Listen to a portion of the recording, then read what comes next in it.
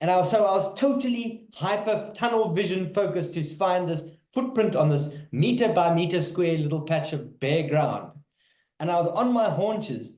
And the next thing, I just heard the grass move like this. And I heard Renias giggle. And this leopard got out, stood up no more than 3 meters from me.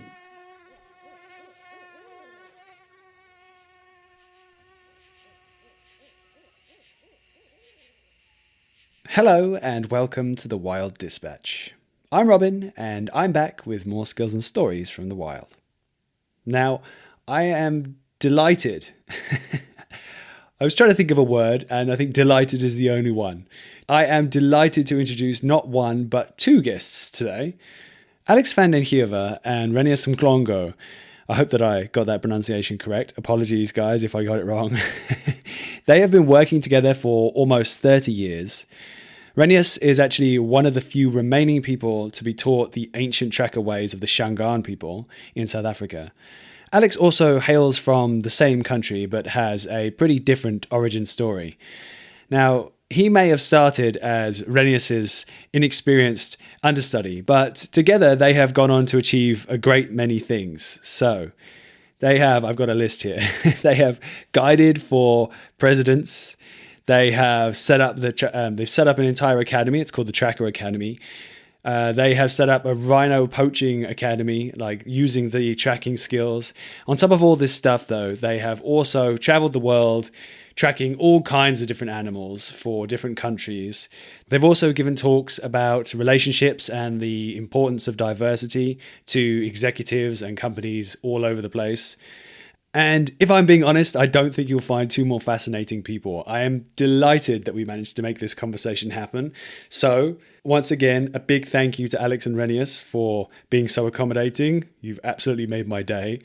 And as always, I want to say a big thank you to everyone who's tuning in today and also everyone who's been along for the journey the past, 5 or so months. Every share, follow, or like is appreciated and is also super helpful. It helps grow the podcast and helps me reach out and gives me more punching power to have even more amazing conversations with folks like the one that we are doing just today. It just keeps getting better and better, and this episode is no exception. I really cannot wait for everyone who's listening to hear this one. So, time for me to shut up and let's get on with the show.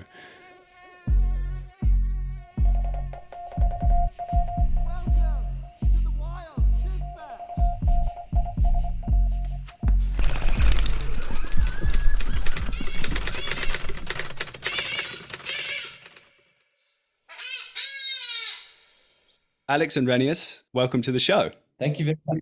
I'm excited to have you here. Sorry, just mozzies are starting to come in this room. No, I almost missed the mosquitoes. Yeah. So there's so many things that we could talk about, and I'm conscious with time that we should focus in today on a few of the details. But you've done so many amazing things in my research before this podcast. You've done like many years of incredible tracking, and I've heard a lot of cool stories, and I hope to hear some more today. And you've also set up the Tracker Academy, which is an amazing thing, which we'll talk about a little bit later on. And you've also even traveled the world and been giving your experiences and skills and sharing them with different companies and people all over the place. So it's incredible the things that you've been doing. Also, not to mention the books that you've written together. So yeah, there's a lot to go into. But I guess first of all, thank you for coming on the show. And then I think I'd just love to hear, like, what have you been up to lately? Because we've been bouncing emails back and forth, and that in itself sounds interesting. Yes, thank you very much, Robin, for having us. What have we been doing lately? Well, the Tracker Academy is a central part of our work. That's an NGO, a not-for-profit organization that Ren and I, together with Mrs. Gaynor Rupert, set up almost 15 years ago. And we train unemployed young rural people living adjacent to big wildlife areas in traditional skills of animal tracking. And so we've recently signed an agreement to train a whole lot of trackers out of a big concession in Mozambique, on the eastern side of Kruger National Park, on the side between the Kruger Park and the Mozambique coastline. And in addition, a very exciting project is because it's a new wildlife area, when I say new, quote unquote new, it's an area that has attracted a lot of investment in terms of ecotourism. Some fancy lodges are being built there. And so what they've done is they've asked us to send some trackers into that concession and start focusing on tracking the leopards that are there, with the idea of habituating them and settling them, so that when the lodges eventually get constructed and tourism starts to pour into that area, that they've got animals to look at. And Renias here was a member of the team who habituated and calmed the now famous leopards of Londolozi in the late 70s and early 80s with his two brothers, in fact, and another gentleman, Richard Sewela. And so that is a very unusual and mostly overlooked area of tracking that people don't know much about. It's using tracking to form a relationship with a wild animal. To track it every day, it requires a highly refined version of tracking. Only the best trackers can do it, because especially leopards are hard to follow. They move, they're mercurial, they tread very lightly, and they're secretive and elusive. Lions are a lot easier than leopards. So that's a project we started in Mozambique. So we've been focusing on that in the last few weeks. Yes, but today we came from doing a talk to a team in a German team, a German company that is running their conference here in South Africa, and they wanted a presentation from us around diversity, and that's our other life. That's using our relationship and what we've learned about the interconnectivity of nature in human societies and how to promote inclusion. And some of these words I don't really like, but basically we try and get people who come from different cultures to understand each other better and to form more productive, more essentially loving relationships. It's such great work, and so necessary as well. I mean, within the context of South Africa as a place as well, it's such an amazing story, and part of your story that I really love. So, I mean, you're doing a lot of amazing things right now, but I'd also love to kind of jump right back to your kind of history and the beginning of your story. But I guess with what you're saying, it might make sense to give a bit of context. What I'd love to do is pick your brains about your memories of growing up and perhaps any experiences that shaped your journeys. But what was South Africa like at that time when you were growing up? I know that you're slightly different ages, so maybe it was different or similar. I'm not sure, but I'd love to hear. It'd probably be helpful to have a bit of a context of what South Africa was like at that time. Yeah, well, I was born in 75. I think that's the same year of the Soweto riots, is when the young people of Soweto rose up, and that was a tipping point in the ultimate demise of the apartheid government and apartheid infrastructure, social engineering. But there is no doubt I grew up in an era where I benefited materially from the privileges afforded to a white person by the policies of the South African government, the apartheid regime at that time. So I went to a very good Model C school. I lived a fantastic life. We would see and hear the state police, state security beating people up, and we were mostly divorced from it. We'd see it on the news, and sometimes it would come close, but it didn't really affect a young white person like me. I went to school oblivious to most of what was going on. But now, having looked back, there's no doubt that that era gave me a head start in life when I compare my life to Renias's. And maybe, Ren, you can tell us a little bit about what life was like for you during that time.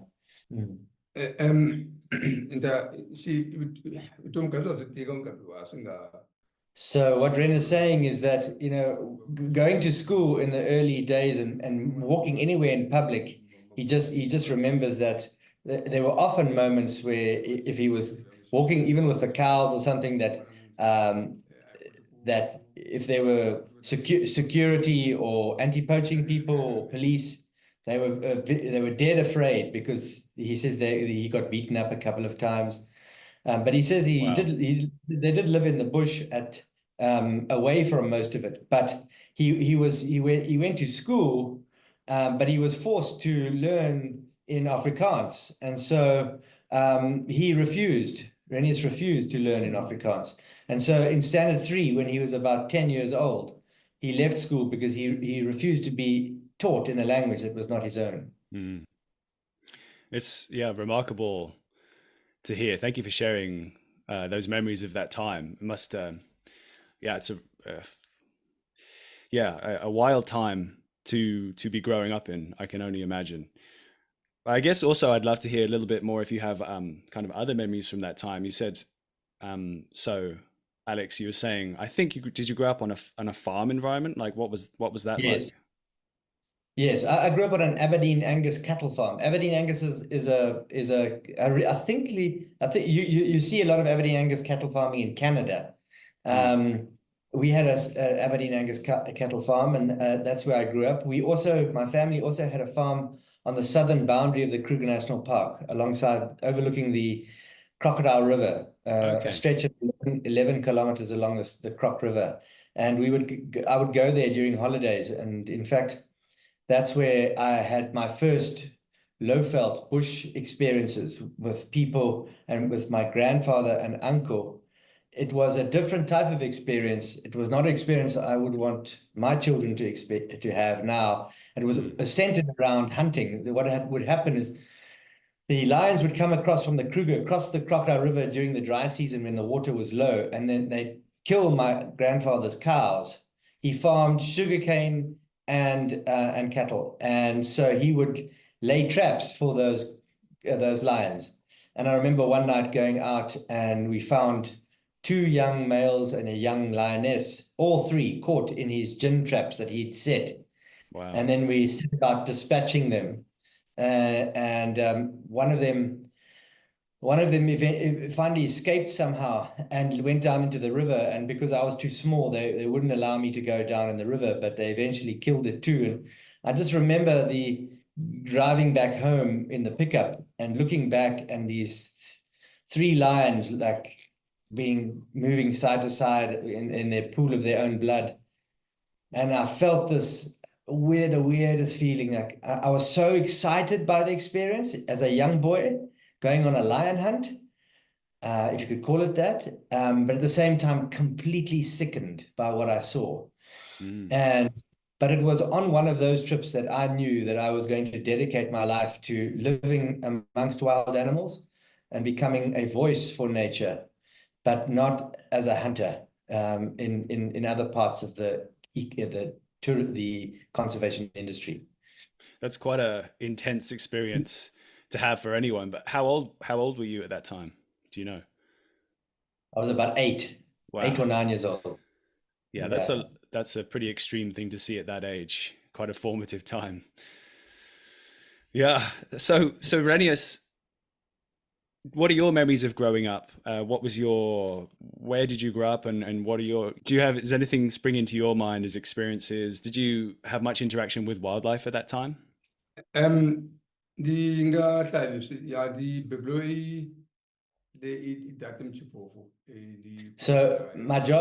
Renias' job at the time when he was young, from as young as he can remember, his job along with his older brothers was to look after his father's cattle and goats whilst in the bush when they would graze, to protect them from mostly hyenas and lions and leopards. So he became a herdsman from a young age, and that's where he started to learn how to track. He spent a lot of time with his father in the bush initially. Eventually, his father let them go on their own. But that was why every day the classroom that he refused to go into was replaced by the bushveld with the cows, and the cows moved in nature. It wasn't uncommon to have the cows, zebra, wildebeest, and impala all in a very similar area. and a set of lion tracks there as well. So so that's where Renias was introduced to this whole concept of tracking. And Renias, do you have any memories of interactions with lions or leopards? Are there any kind of stories from that time? Your first moments thinking about when that first interaction happened? Ja, die doet dat voor mij de Obama first as President Popo. So there was what he does remember one of his earliest memories. Him and his mother walked to the local store, which was about 10 kilometers away, say 6 miles away, to go and buy some provisions. In this instance, it was maize meal, a big bag of maize meal and Renias had to carry the maize meal, and for a while then. And then on this particular trip, they took a donkey with them called Mary, and Mary became the transporter of the big bags of maize meal. And one day on their way back, Mary was carrying the maize meal, and they were walking along merrily, and a lion charged out of the bush at Mary, and Mary ran off the maize. Fell on the ground, and the bag burst open, and there was white flowery maize everywhere. And Renias and his mother got up a tree. But Mary stood her ground, and the lion never killed Mary. But it took a long time for the lion to move off, whilst Renias and his mother were waiting in the tree for the lion to eventually move away. And ultimately, it lost interest, and it moved off. And that's Renias's earliest memory of an encounter with a lion. Wow, that must have been very scary. How long do you think you were up in the tree for? Jo, it's a record there. I don't think I'm going to a couple of hours. It's similar. She just spoke someone. I said, but she said, "That sounds." Yeah, he says he doesn't know exactly, but a good couple of hours, 2 or 3 hours. Yeah. Wow, that must have been a scary moment, that's for sure. So, Renias, can you remember when you were first taught the Shangaan hunter-tracker ways, like the techniques that you employ today? Imagine. Trekking. Oh, in the Johnson, So because Renias and his brothers were responsible ultimately for their livestock in the bush, they had to obviously be acutely aware if there was any danger nearby. So from a young age, listening to alarm calls and observing other animals' behavior was all a means to protecting their beloved cows and goats. And Renias's father had a rule that if one was lost, they were not allowed to come home for the night. As he says, there no accommodation that night unless you find that lost cow or goat. And in that instance, he would have to then follow the tracks and find that lost cow, for example. And so that was his earliest experiences of following footprints, and was tracking lost cows. And they only had 20 or 30 cows. So he eventually was able to tell the difference between most of the cows and by their footprints. That's how important tracking became for Renias. And then, of course, spending so much time out there, they would hunt small animals like scrub hares and a small antelope called the duiker. They'd trap birds, things like francolin and guinea fowl to eat. Because you can imagine sitting with a herd of cows in the bush could potentially get quite boring if you just sat there and watched them eating. It can get quite exciting if you also take an opportunity to find yourself food and start refining your hunter-gatherer techniques and practices. So that's what they would do. The cows were a reason to be in the bush, but then they also had time to do other things. And one of the most important things was to feed themselves. And Renias has told me, not now, but in separate conversations, they have stashes of salt in different parts of their wider area, so that if they killed a small animal, and they cooked it, then they'd have some salt. They had some salt to eat it with. So they would fantastic. hide salt at strategic positions throughout the region where they herded their cows and goats. So that was how he got into it. And his father and both his elder brothers, Elmon and Renias, Elmon and Phineas, were exceptional trackers, were and are exceptional trackers in their own right. I don't know if you follow rugby union, but in New Zealand you've got the All Black rugby players. You've got the three Barrett brothers, and it's an anomaly that all three Barrett brothers play for the top rugby team in the world at the same time. Well, the Mhlongo brothers, Elman, Renias, and Phineas, were akin to the Barrett brothers. They were all senior trackers, certified senior trackers in the late 90s, early 2000s, all being brothers. And at one time there were 10 senior trackers in the whole of South Africa, and 3 of them were Mhlongo brothers, which is quite extraordinary. It's remarkable. Um, Oh, go on. Go ahead, Renias. In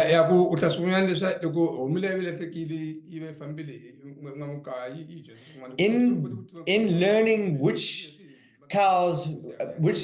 tracks belong to which cows, that technique of identifying which cow it is from their tracks, Renius eventually used with his brothers at Londolozi some 20 years later in tracking leopards to identify which tracks were which leopards. And that's what helped them be very targeted in tracking the right leopards, the leopards that they were intending to find, because they were individuals that were calmer than others. They were ones that you had greater success with. They were leopards perhaps with their territory in areas that the tracking conditions were very good. So it wasn't just a case of tracking any trail of leopards in those early days. They had to work out which tracks, which leopards they were, and that there's a skill developed when Renius was 10 years old following a lost goat. Yes, it's incredible. Let's jump to Londolozi in a second, but I do have one question, if you don't mind. I'm curious about. You were talking about passing your time and feeding yourselves whilst sitting around watching the cattle. You were managing, I mean, very impressive that you were able to stalk up on and harvest duiker and those very small flighty antelope. But what were you using at that point? What I'm imagining, it wasn't a snare, or was it a bow and arrow, or what was the way in which you managed to catch them? Yeah. Safani nimfunda addressa olandza ngipundisa olandza ubamara again. Okay, so it depended what animal it was. So a scrub hare, you could follow the tracks of a scrub hare. You can find where it's and you can kill it with a slingshot. Wow. A bird, you can create a snare using certain bark of certain trees to create a snare, like some of the acacia species. And a small antelope, they could use a bow and arrow or even a spear, a warthog, a spear. So different animals require different techniques. Yeah. Wow. But it was, let me be clear, because for your listeners, people are going to think that this is just wanton hunting. There are a few things to say here, Robin. Yeah. The first is that this was subsistence hunting. And it was, if there was ever sustainable living, this was it. Renias Mhlongo and his family didn't have a fridge or a freezer. They could only store what they could eat. And so if they killed, for example, a small antelope like a duiker, they would use that meat for a week to 10 days before they would be even thinking about looking for another animal to kill. So this was not a mass scale. Neither was it poaching, because poaching suggests, and the different levels of poaching. Syndicate poaching is where people are poaching for the meat to sell for money, and rhino poaching and elephant poaching is just poaching on a massive scale, and it's ethically just complete. It's just off the charts. It's just a horrific situation. The rhino elephant. This was rhino and elephant poaching. This was not that. This was a small family who were of a hunter-gatherer background, who had slowly moved from Western Mozambique, slowly every 5 to 10 years, they changed their location, and they slowly moved eastwards. They build their houses out of mud from termite mounds. They're beautiful little rondavels, little round huts with grass roofs, conical roofs. And then they'd create a kraal, an enclosure with heavy wood for knobthorn or leadwood to keep their cattle. Then they'd plant some maize and some beans and pumpkins, some vegetables. And so they graze their cattle, so they'd have their cattle, they'd have their vegetables, they would farm, and then they to supplement they would hunt as well. This was not a true hunter-gatherer lifestyle. The true hunter-gatherer lifestyle does not involve any farming. The true hunter-gatherers, for example, in the Bushman people living in Botswana and the Hadza people living in Tanzania, they don't plant vegetables, they don't tender vegetables, nor do they have any livestock. This was a step between the hunter-gatherer lifestyle and full-blown farming. It was somewhere in between. It's part of Renias' family represent the transition away from the hunter-gatherer lifestyle towards a more sedentary farming lifestyle. And that whenever they found that the crops no longer grew so nicely, and maybe the grazing ran out for the cows, they'd leave their home there, they'd up and they'd go 10, 20 kilometers in another direction, and they'd find some permanent water and good grazing, and they'd settle again. And those houses, they would just leave them there because they were fully sustainable houses. They would just return back to the earth. With a few rainstorms, and after a few years, you wouldn't know that they were even there anymore. So interesting. So that was their life. But before you move on, I don't know if Ren wants to tell the story of how and why they left there. Would you like to tell that story? You told it earlier today, in fact. Maybe you could just tell a short version, Ren. Yeah, look, So one day they were out in the bush with Renias and his brothers, and his father came this time. And long story short, they found where a cheetah had killed a steenbok, another small antelope species we get. And his father chased the cheetah off and took a hold of the remainder of that carcass, and they took that carcass home. And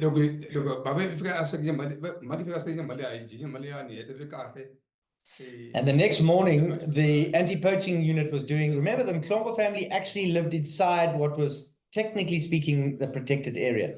But they were allowed to, the rule at that time was if you could chase a carnivore off its meat, you were entitled to take it. That was not regarded as poaching, if you were bold enough to do that. And the Mhlongos were more than bold enough to do that. They relieved a lot of leopards and a lot of lions of their meals over the years. And this was just one incident of that. But there was a rule that was a strange rule, but you had to mark where that happened with your panga, your knife or something as evidence that this is where this had occurred. But because it was getting late that particular day, they hadn't had meat for a long time.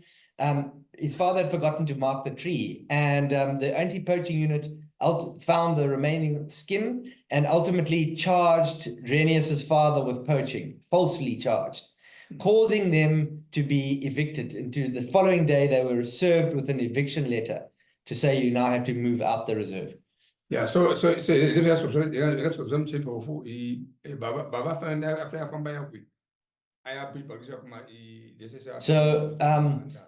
the following day, Renias' father rushed off to the closest administrative town managed by the apartheid government of the time, called Bushbuck Ridge, to go and try and get a permit which would allow the family, now they knew they had to leave, to get their cattle and goats out of the park across this veterinary red line.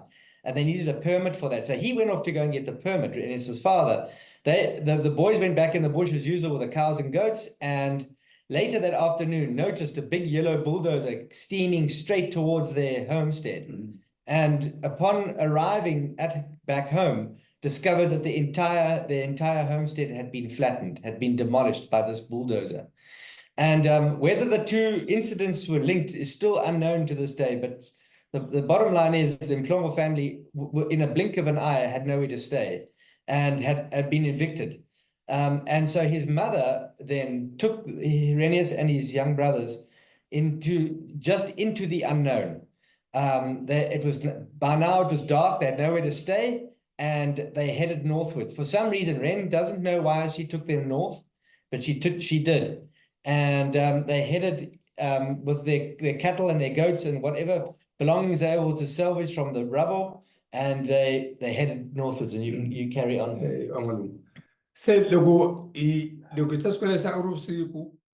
Can you imagine walking in the Kruger National Park at night with lumbering cows, small children, no proper lights, no weapons? Well, that's what they did. It's as dangerous as you can make it. And they eventually came out on the southern bank of a large river called the Sand River. So they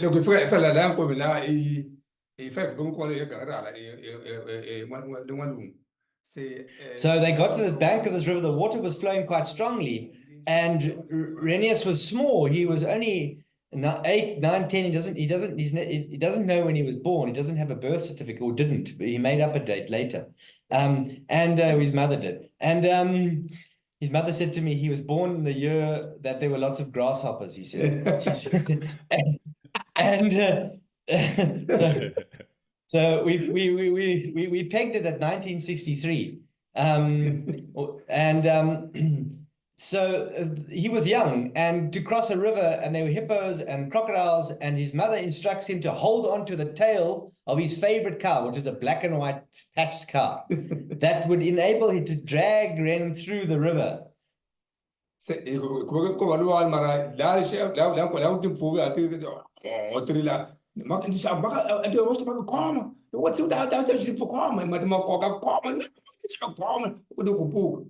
And I'm not sure how much, but if you were watching that, you could see, but Ren is struggling to get through, and he's wanting to let go the whole time because the water's strong and it's wanting to pull him downstream. And his mother's saying, just whatever you do, hold on to the tail of that cow. And eventually the cow drags him across, and they get onto the northern bank of the Sand River. And you can just imagine, Robin, how unbelievably disorientated. It was dark.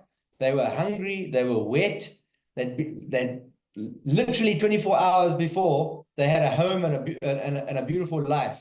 They now were in a situation where they didn't even know where they were going. They were disorientated. Can you imagine the emotional trauma experienced by that family? And so they get onto the northern bank of the river and they settle. So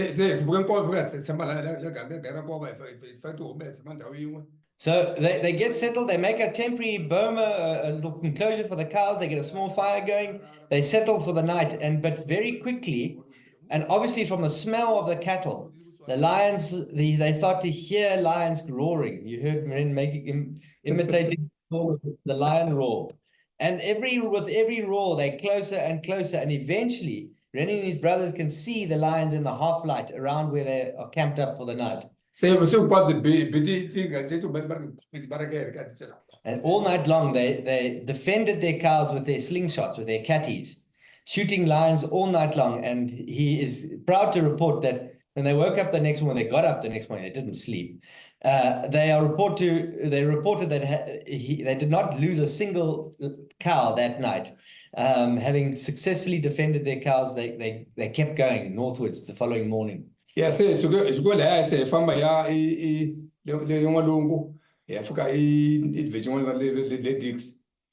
and they got into a few hours later, they walked into a tiny little village called Dixie. And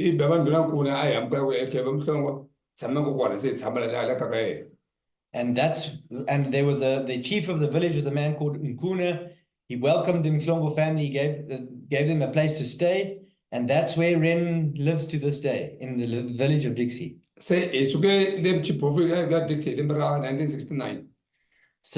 that was the year of 1969. And that's where him and his family live to this day. Wow.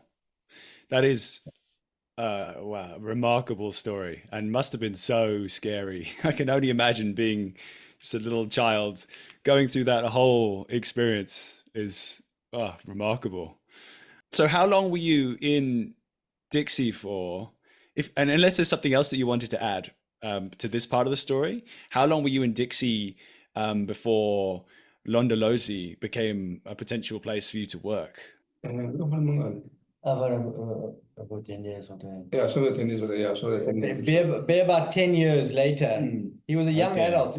Ren was, yeah, he was a young, not even, yeah, he would have been a young adult, around 18, 19, where he started to look for work in the private game reserves, which were then popping up in that area, right in that area, so very same area. And very soon after that, he was employed at Londolozi as a tracker and thereby able to put to use all these skills that he had inadvertently learned, and not necessarily for use in ecotourism, let me tell you.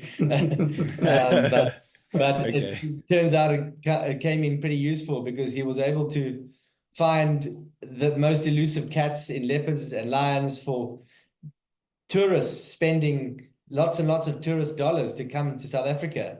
And it turns out his skill was pretty vital to that whole cause. Yeah, that makes a lot of sense. And I think I understand the context of what you're explaining at that point. So was there a way, I mean, I'm wondering, this is a question for Renias, and I will, Alex, I've got lots of questions for you as well, because I'd love to hear the moment when you arrived at Londolozi as well. But was there a moment that you had to prove your tracking skills? Can you remember, Renias, if there was like a time when you were trying to get a job, and it sounds like you got employed straight away as a tracker. Was there a moment that they wanted to see how good you were at tracking? Can you remember that time? Yeah, the two kahle the film rose in Carolina law. Because it's also fun to have that thing for Carolina. I don't have that to go for the at a bunch of proof. I can go change you couldn't move. The two look at my face in boxing ndi laza ngarira onelo ndevata ku apere rama ku akuri nesimiso kwa konso alanze ingolai kuma namuhla akakumbe ndandala kuma la kuma namuhla yo stiglinyana ndi mara in caresen tudo okambe ba ba wingi fama i fama ji ba msinyi ba kutania kutania sindi ndi skesi of the ba shi tsara dan lanze da kuma be mundi se kama uri first day mara after kama go ndi experience kuma kumala ana experience mara I got trying to do.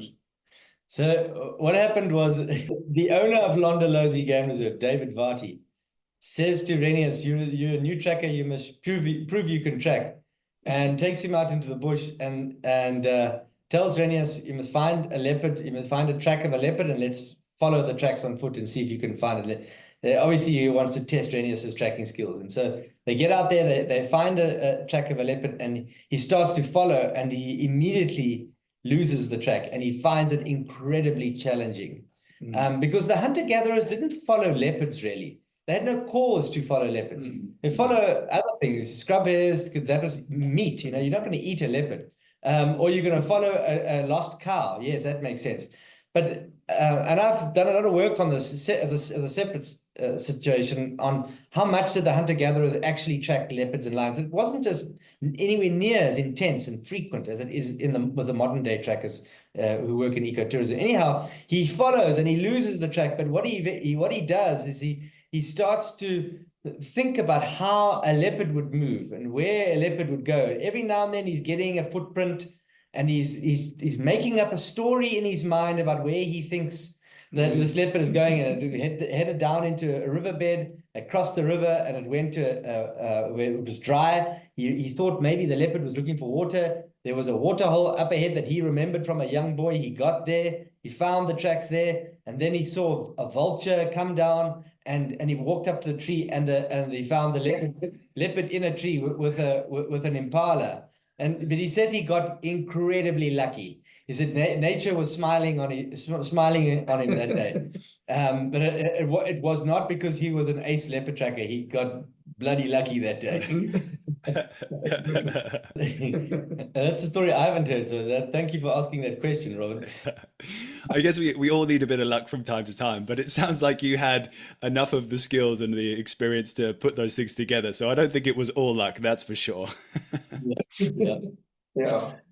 So I'd love to then jump forwards, because you had this moment of luck. luck was shining on you that day, and you got, I'm guessing then you got employed as a tracker. And then you worked for quite a few years as a tracker, actually before Alex came along. Could you, Yeah. I'd love to like go to that moment, like Alex, first of all, I guess it sounds like you had, the family had a bit of land in that area, but how did Londolozi as a place enter your orbit as a possible place to go? Yes. So Londolozi is owned by the Vati family, and there was a very prominent and skilled and maverick filmmaker by the name of John Vati, who made some of the earliest wildlife documentaries that came out of Africa, quite frankly, in those days. And I'd watched all of John JV, as he became known, John Vati's, all his documentaries. And Renias's brother, older brother, Elmon, was John's tracker. And so there was a link, so there's that link, although that wasn't that link at that time, but I just knew that I wanted to come to Londolozi, and I went to the head office in Lone Hill in Johannesburg, and I literally camped outside that office. I think I submitted my application 6 times, and Shan, he was in charge of HR, she just said, there's no ways we're taking a 19-year-old. And I think on the 5th or the 6th time, she let me in the door.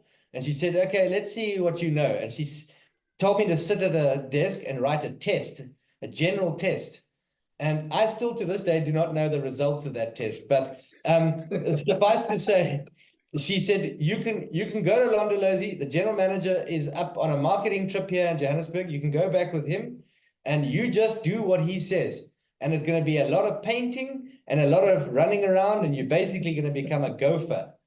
And that was good enough for me at that time. I just knew I was so desperate to get there. And I arrive at Londolozi, and I get put in a mud hut, and I do anything that anybody wants me to do. I paint the toilets, I set up the bush dinners, I help bake bread, you name it, I do it. And I got speed, Robin. I got speed. I do a job and I run to the next job, because my thought process was, the quicker I can get through this painting job, for example, is the quicker that the next job, and the next job might be just a little bit more exciting. The more jobs I can get through, and ultimately I was hoping for a job to eventually get into the bush, and it materialized. I would plow through so much work in a day that they eventually didn't know what to do with me by 3 o'clock in the afternoon. So they said, okay, you take the tracking team. In those days, Londolozi had a group of 2 or 3 trackers. We were talking about this, that targeted leopard, and they would, not like today, there's no tracking team at Londolozi because the leopards are now calm and habituated and so on. Those days, they were still very wild. And they told me to drive the tracking team because the trackers didn't like to drive. They wanted to be driven to a place, get on foot and start following. And then I would have a radio, they'd have a radio, and they would tell me where to come. And I'd never been to Londolozi, so I've spent most of my time lost, following a hand-drawn map by, I'm pretty certain it was a drunk head guide. And so I spent a lot of time lost, but I got first-hand view of some of the best, most refined animal tracking skills in Africa. And the more I did that, the more interested I became, and ultimately they allowed me to go on the Rangers selection course. And I went on the Rangers selection course. There were 16 of us on the selection course, and there were 2 vacancies, and I didn't make it. And they told me I was too young. I was still 19.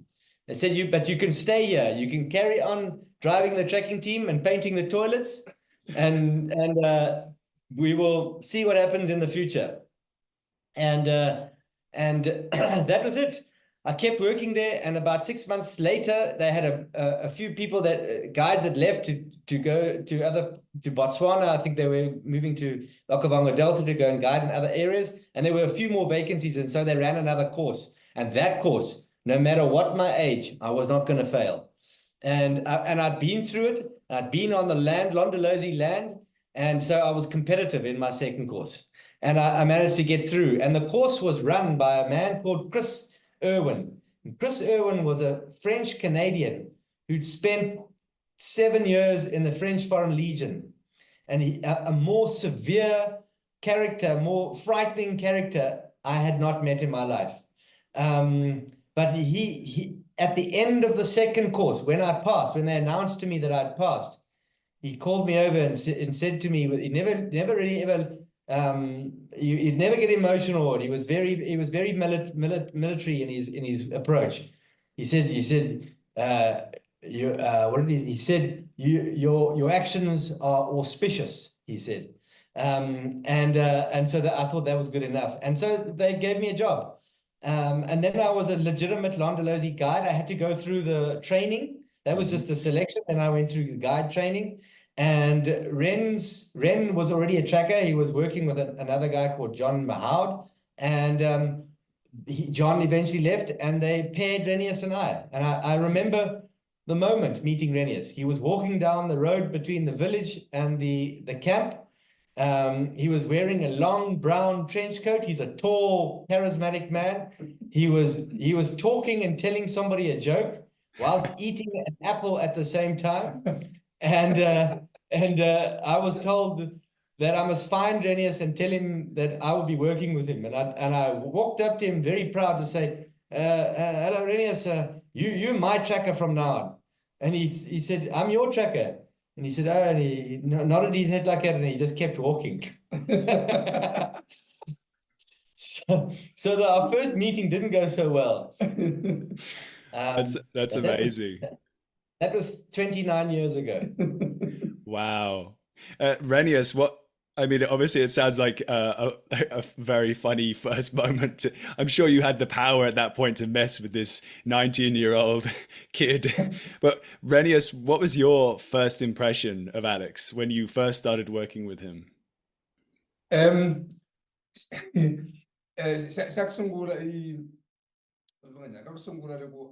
So what he's saying is that I was his 12th ranger he was about to work with. Well, he was starting to work with, and he thought to himself, geez, this guy looks young. I don't know how he's going to handle himself in the bush. He said, but he resolved to the fact that he's got no choice. He may as well just try and teach me and see what happens. And in many ways, and this is not my interpretation, this is not what he said, but in many ways, Renias was just going through the motions with me.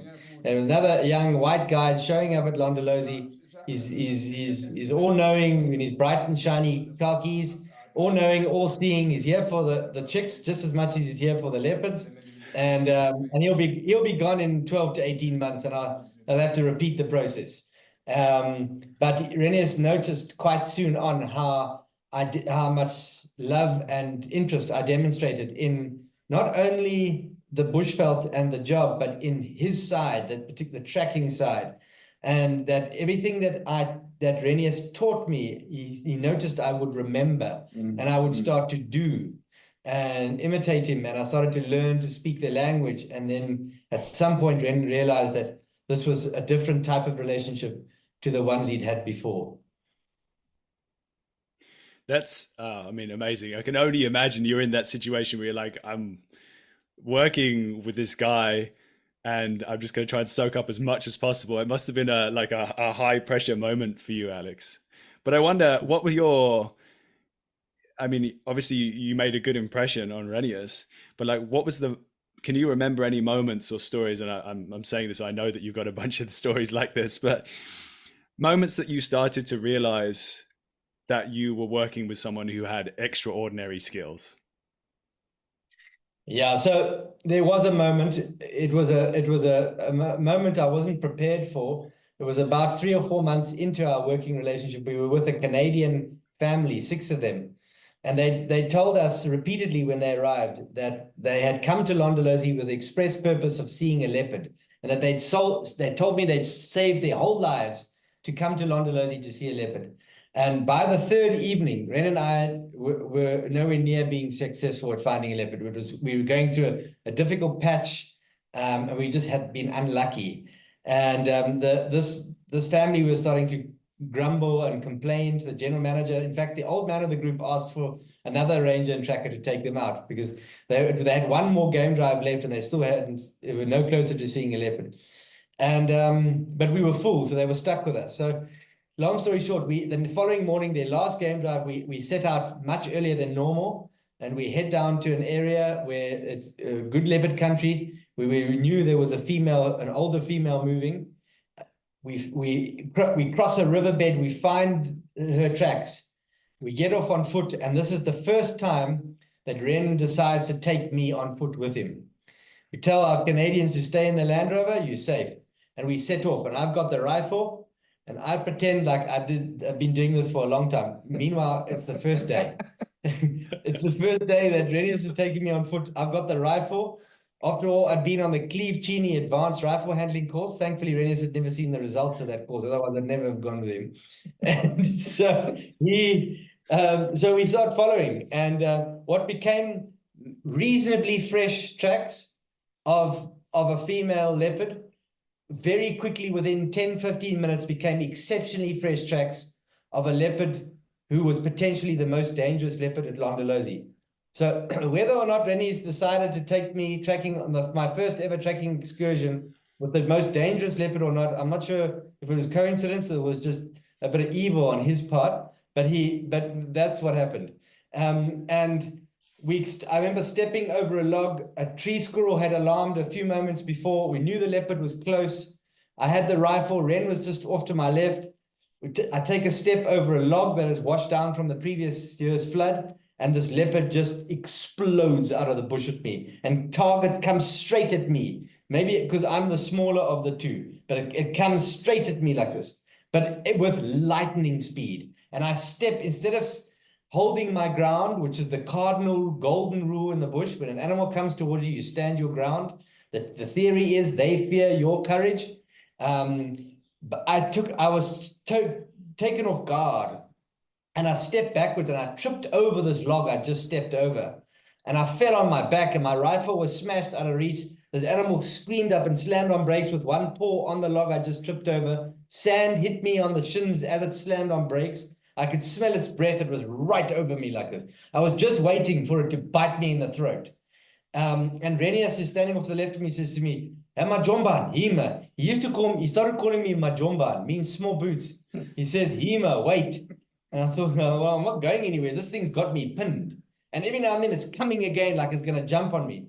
And then he issues a series of instructions, ultimately leading in us extracting ourselves safely.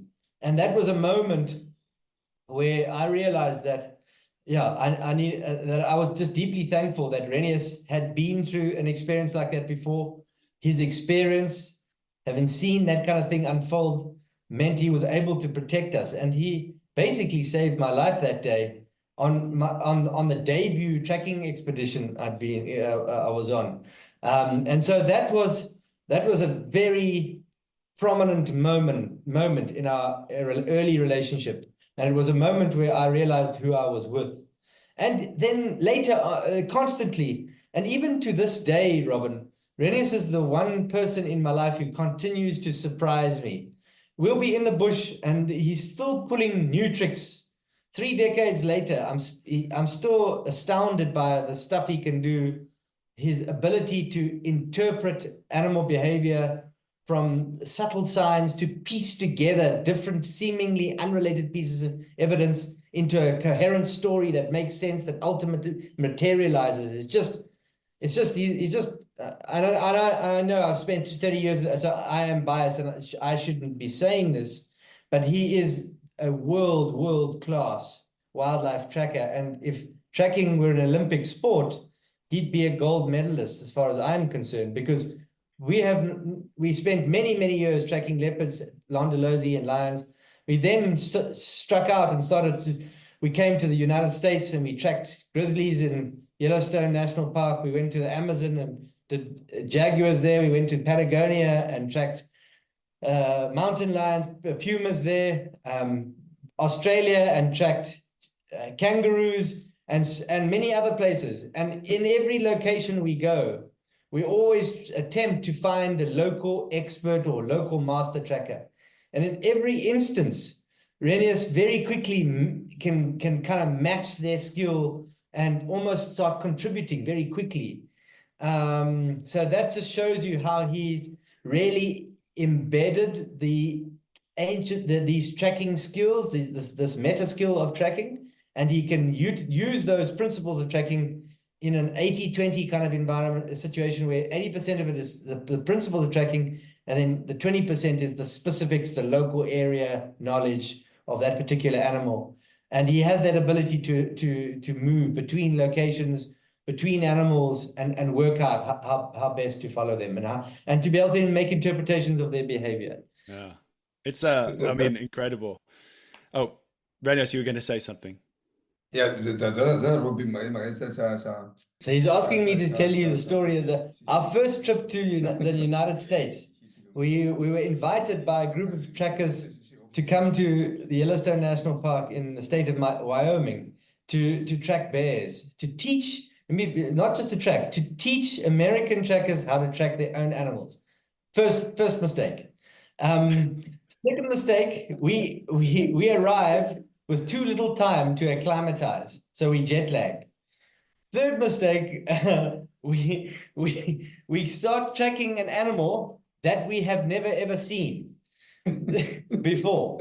We walk down a path. We now have got our 8 students, and we walk down a path. We're following a bear.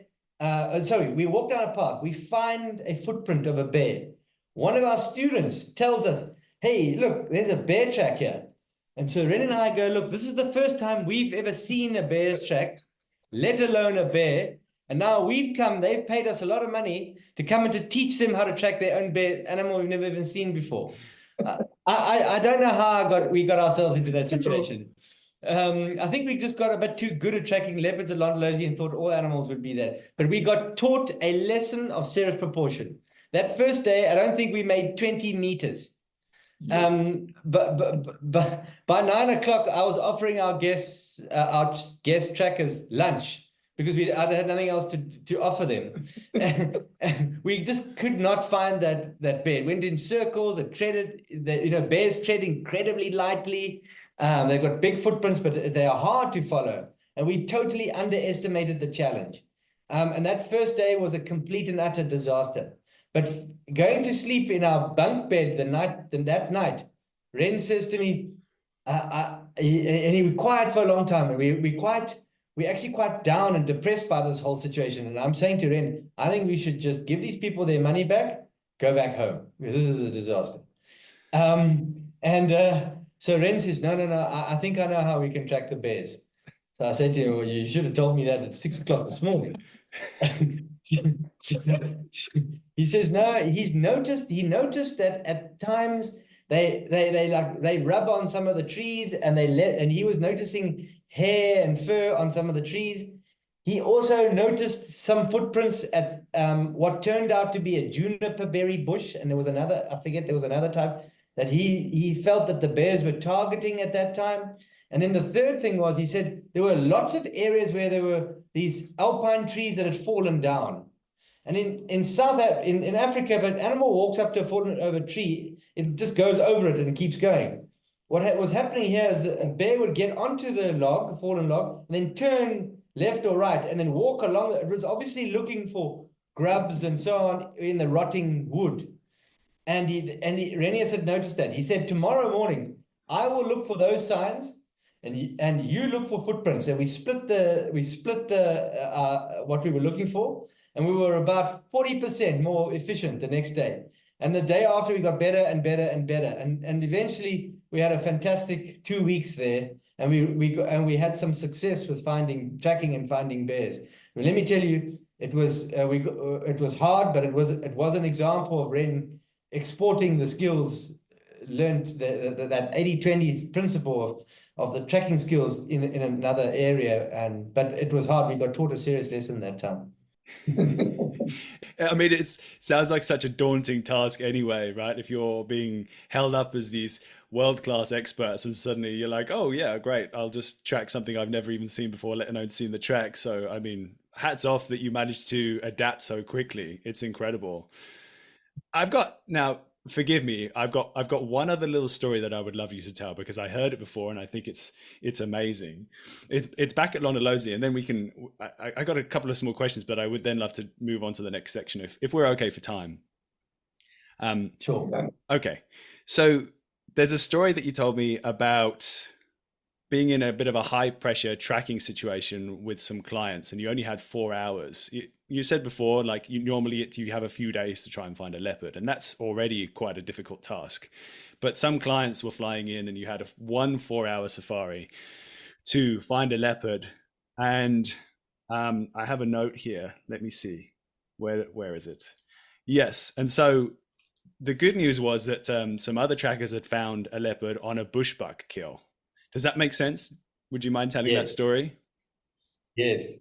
Yeah, sure. We had a VIP guest. Suffice to say, he may have been the leader of the first world on our vehicle, and his security entourage wanted to see a leopard, and we had been told another ranger, as you quite rightly said, had found a leopard not far 2 kilometers from the camp. On a bushbuck kill, the leopard had killed that morning. It definitely would have been there in the afternoon. Well, technically so. And we go there, and as we approach where this bushbuck has supposedly got its kill, we're still on the road. The kill and the bushbuck and the leopard are probably 100 meters off the road. We stop, and what happens is if you drive into a leopard sighting or a lion sighting, the tracker normally sits on the front. When they're scanning for tracks, they sit on a stool, on a chair on the front left side of the bonnet of the hood of the vehicle. When you go into a leopard or lion sighting, the tracker comes back, gets off that front tracker seat, and he comes and sits in the back, just for safety reasons. So as we get onto the road where we're going to turn off now towards where the kill is, Renias jumps off, and that's normal. And then he walks off onto the road, and I said to him, "Where are you going?" He says, "No, I don't think the leopard's there." He says, I think it's a hot day. I think this leopard's gone to drink. And there was a water hole we knew about not far away. And I said to him, "Okay, yeah, that might be true, Ren, but let's just go and check that. We heard the leopard. Let's go and check the leopard there." And he said, "No. I feel strongly we must check the road. If this leopard left, the tracks will be clearly across the road." So we walk along the road, and I'm dragging my feet now because the president he's in the hot sun, and I'm anxious to get there and start showing get into the sighting. And about 10 minutes later, I said to Ren, "Listen, Ren, if you hadn't found anything, I said, let's just go to the leopard sighting. If it's not there, then we can check your theory." So he drags his feet. I can see there's something is off for Renias. Gets back in the vehicle. We turn right into the bush towards where the leopard was supposedly on the carcass.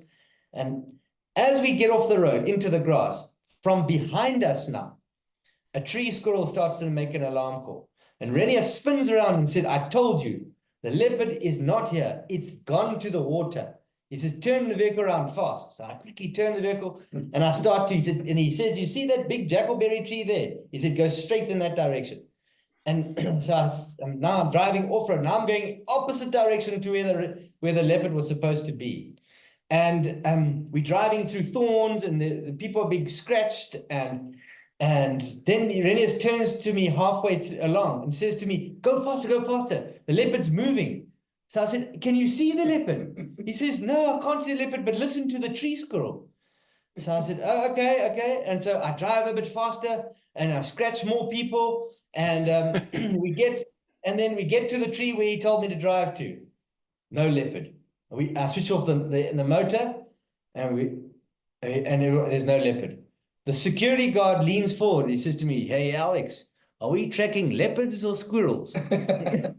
and just as he said, I was about to blurt out some ridiculous answer when the leopard emerged in the woodland just ahead of us.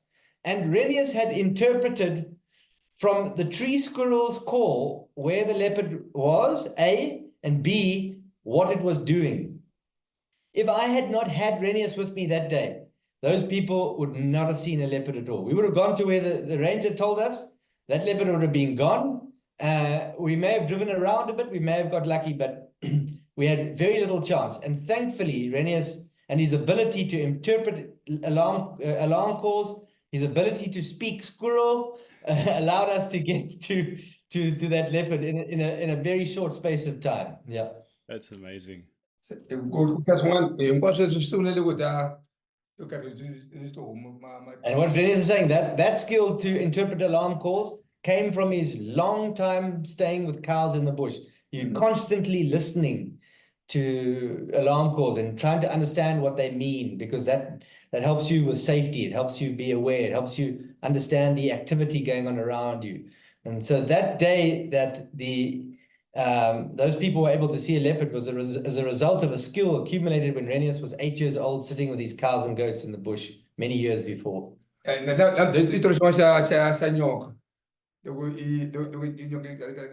was another moment where Renias said to the guests, "Would you like to see a python?" And we were having coffee, and they said, "Yeah, I'd love to see a python." Lots of people come to Africa on safari, they see leopards and lions, but they don't see pythons. It's very unusual, but a magnificent, a big 4-meter long python is quite something to see. It's a huge snake.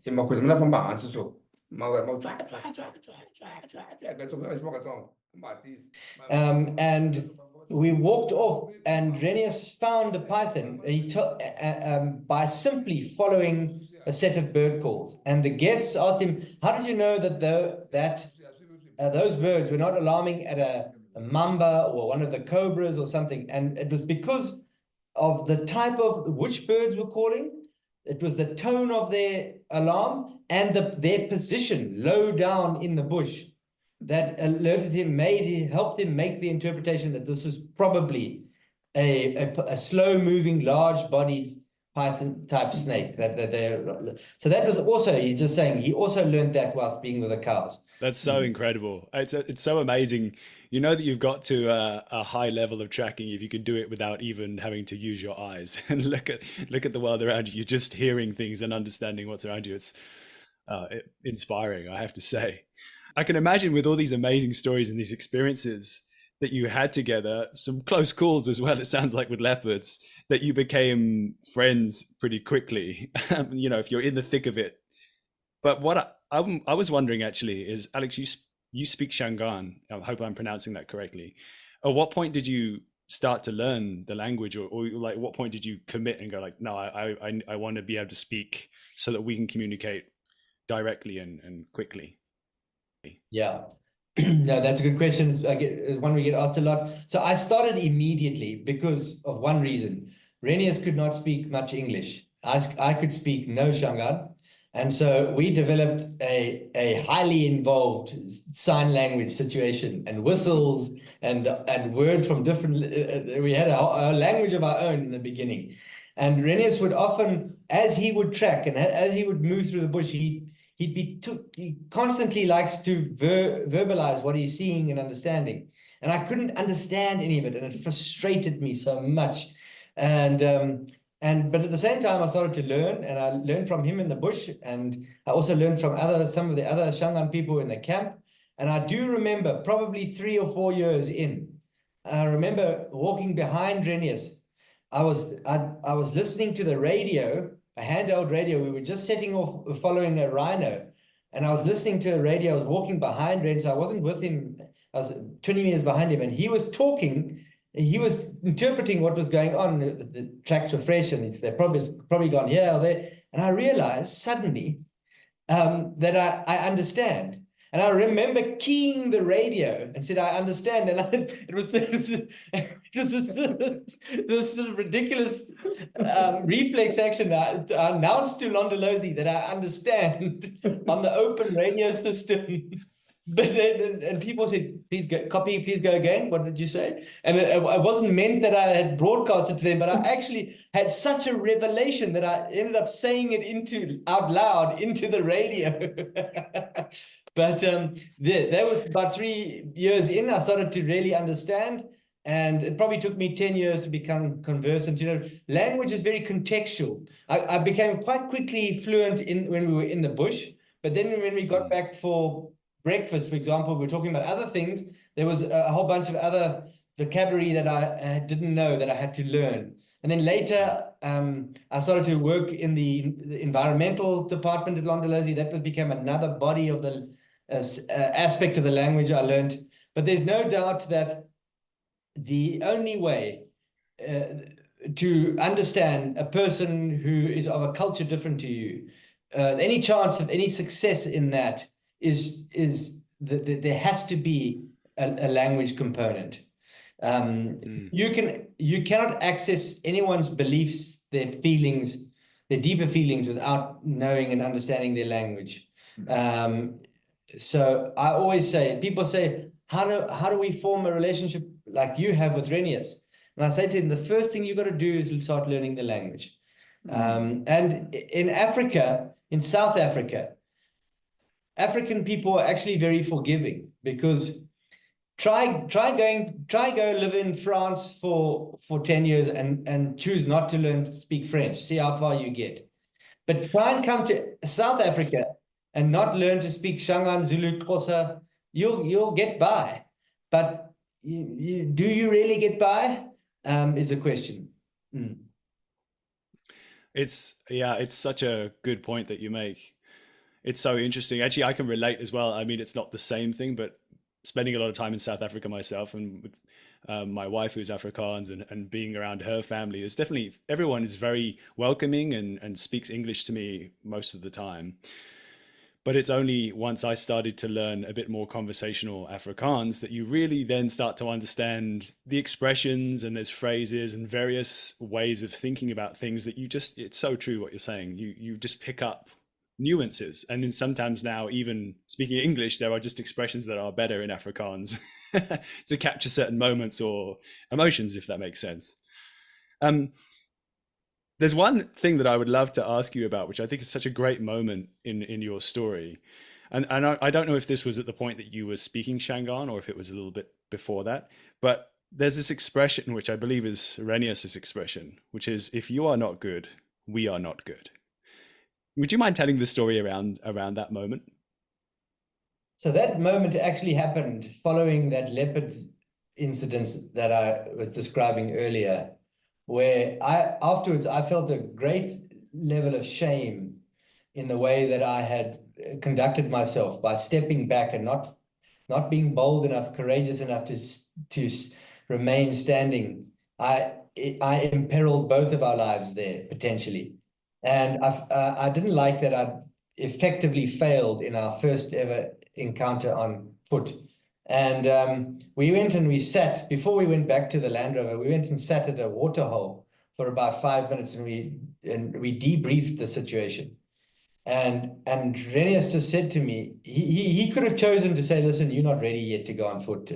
And there were so many reasons why Ren could have said to me, listen, I'm not going to take you again until you're ready, or you should never have just ended up on your back. I mean, what do you think you're doing, and etc. Yeah, the door was open for him to say, listen, I don't want to work with you effectively. And he didn't. He did the opposite. He said, I'm going to take you. You're going to come with me every time now, and we're going to track all animals in all situations, and I'm going to help you, and I'm going to show you. And that's when he said, if you're not good, we are not going to be good. Because if you make a mistake, I could die too, or I could get injured. And beyond that, the better you become, not just being able to handle charging leopards, but if you can start learning the technical skills of tracking, then the better we were going to become as a team. And Renias had never had that. He'd always done all the tracking, and the guide had done all the talking and the driving and the hosting and the pouring of gin and tonics. But he sensed in somebody that I wasn't particularly interested in the photography or the gin and tonics, that I wanted to learn the ancient art of tracking. And so that's why we subjected ourselves to, there were people doing testing trackers at the time, a company called Cyber Tracker, and we subjected ourselves to all those tests right to the highest level that you could go. we became completely interchangeable. So some days Renias would drive and he would take the guess, and I'd take a track on foot and go and follow, and I'd leave him with it. So we became totally interchangeable. And that's when that was the strength of our little duo, was that we both had the skills. He developed his English, he developed his driving skills, he developed his ability to host. His bird knowledge and his tree knowledge is already insane, and he learned all the common names and botanical names of all the trees and plants. So he was more competent in many ways than I was to lead a safari, from that respect.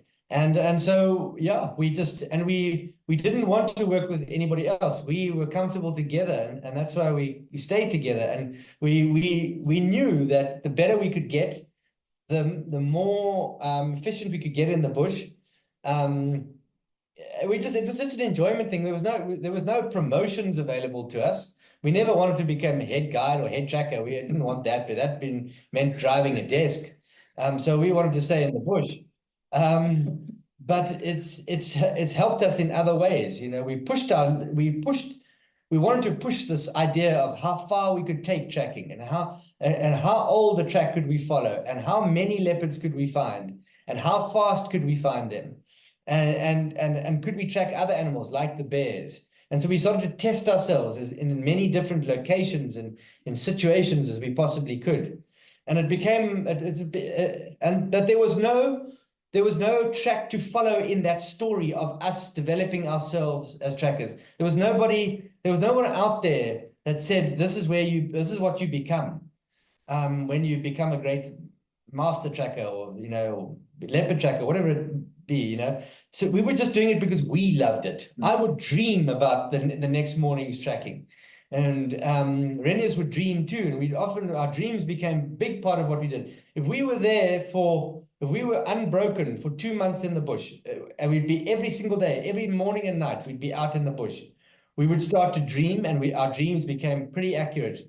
And if we didn't have any solid, tangible evidence of where to go, we'd follow our hunch and our dreams, and we'd come right quite a lot. It was actually uncanny, and we agreed we'd never talk about it because people wouldn't believe this, but it's true. I've got so many stories of Ren would get up and say, the wild dogs are at Triangle Pan this morning. And we get there, and the wild dogs wouldn't be there, but they'd be somewhere close by. Yeah. Wow, because of a dream. That's, that you're connected with the natural world to like another level when it's whatever's happening is processing in your mind as you sleep. That's incredible.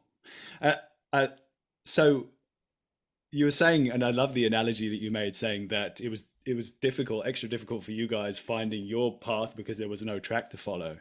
But thankfully, because you've already gone there now, there is a track to follow. And I was wondering if you still have time and energy, I would love to pick your brains about the tracking process, a little bit more of a technical side, your thought process and how the whole experience works. So I know that there's a few different ways in which you frame the broader aspects of tracking. Would it be okay to share some of that information now? Yes, of course. So you said there are like two broader aspects to tracking in a kind of a more open sense. Does that make sense? I think you said focus thinking and diffuse thinking. Could you explain a little bit more about that for me? Yes, of course. So before I do that, yeah, let me just say that very broadly speaking, the practical tracking skills are broken up into two components. The one being the track and sign identification. That's the identification and interpretation of any animal that touches the ground's sign, whether it's an insect's footprint or whether it's a bone, a feather, a lion's track, a dropping, a feeding sign, a urine sign. That falls into that category of tracks and signs, and it requires a very analytical, detailed, discerning mindset to be able to do that well, to be able to identify those animal tracks and signs accurately and reliably, consistently. Then there's the other side, and that would be, if tracking were a language, that would be akin to learning your alphabet, the ABC. Then the other side is what we call trailing or following of an animal's trail. You follow a lion's trail of tracks until you eventually find that lion.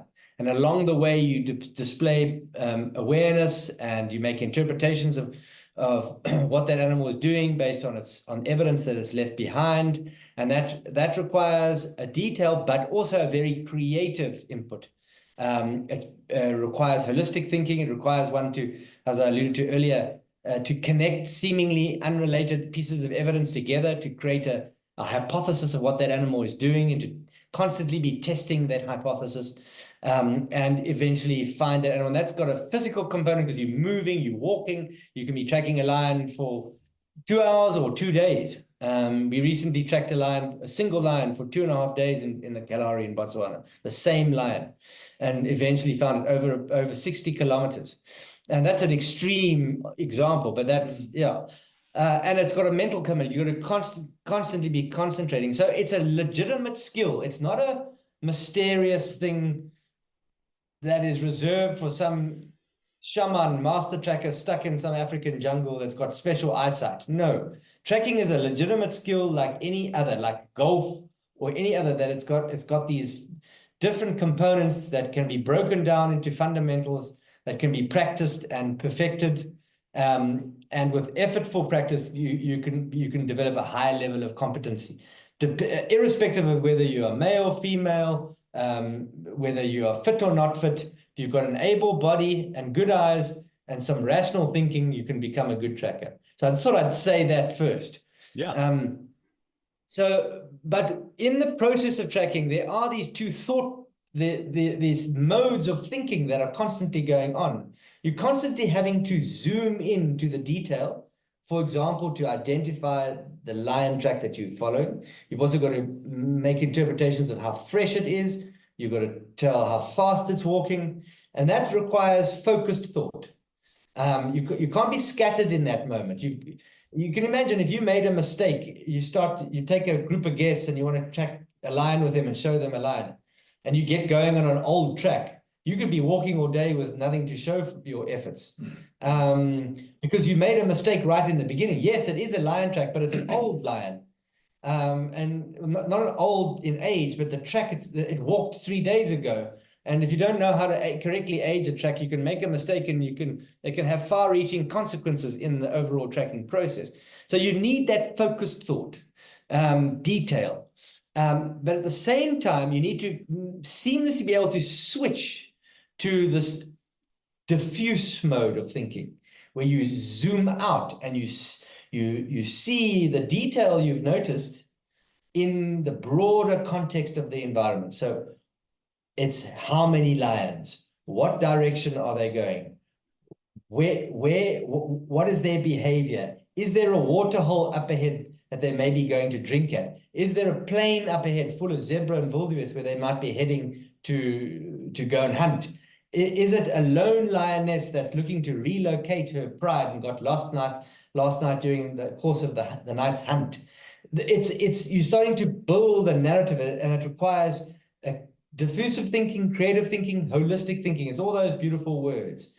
But to be able to track well, consistently, you need to be able to move between focused thinking and diffuse thinking, and back to focus and diffuse. And that in and of itself is very hard to do. And it requires practice, because you think yourself, if you're focusing on an Excel spreadsheet and you're writing formulas, and then somebody suddenly asks you something about, when are you going to connect your work to a deadline, and you've got to now think, oh, we're not going to get this ready. You get thrown off. But tracking pulls you in and out of those modes constantly.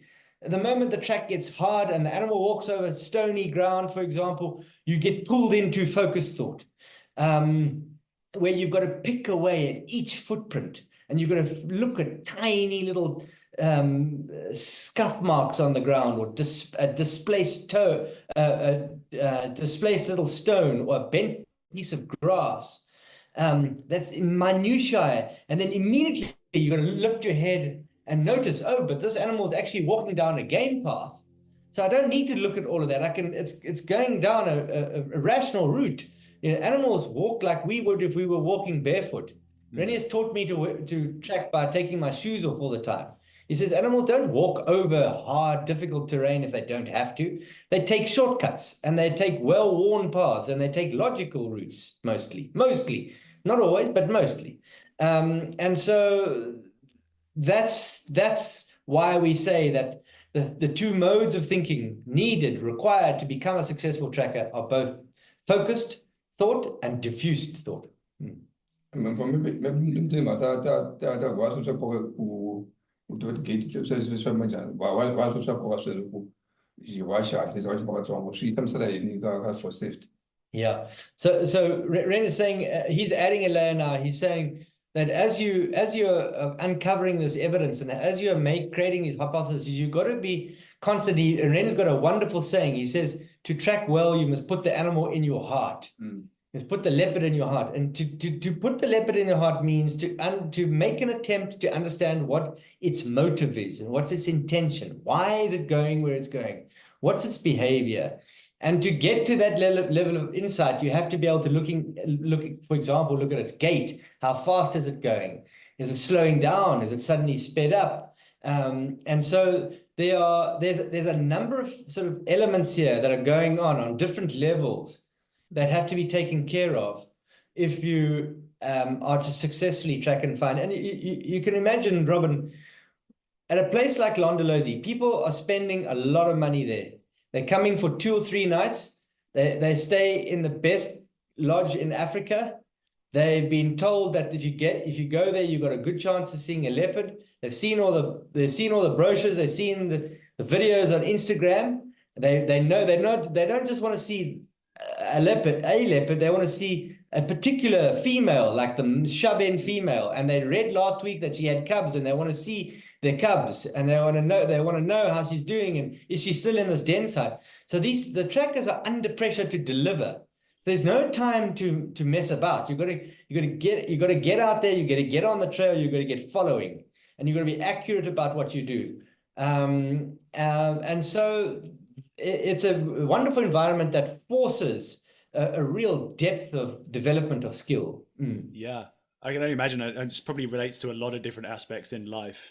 And different industries and careers, but it's that pressure cooker environment is actually a great way to learn a lot of information very quickly. I mean, if you wouldn't mind, I'd love to kind of get a little bit more detailed in this, because I'm just absolutely fascinated by this process, and I'm sure you couldn't really even scratch the surface. But would you mind if we went on a hypothetical track for a moment and just talk through some of the thought processes? So say you find a track, and you were saying that you've got to choose the right track at the beginning, because otherwise that's going to send you down a bad avenue in the first place. How is it that you determine that a track is fresh enough?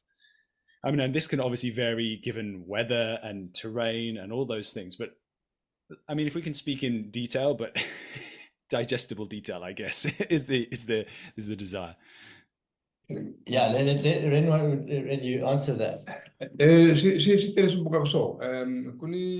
So Ren says, he's saying there's lots of things going on in the analysis of how old the track is, but what he's saying is that because it's actually quite difficult to know whether a track is fresh or not, unless you have experience of that animal in that particular substrate.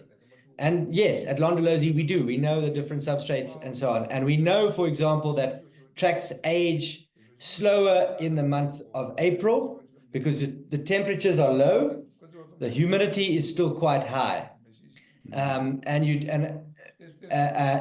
there's not too much wind. But tracks age fastest in October when the humidity is very low, temperatures are high, wind often comes, and the soil crumbles, and the track loses its definition quickly. But those are 2 extreme months, but you can get different conditions. So what Renias was saying earlier is that you've constantly got to be remembering what conditions have we just had. So if you go out in the morning and you look for a lion track, can you remember, was it windy last night? What was yesterday like? What were the conditions, the climatic conditions the day before?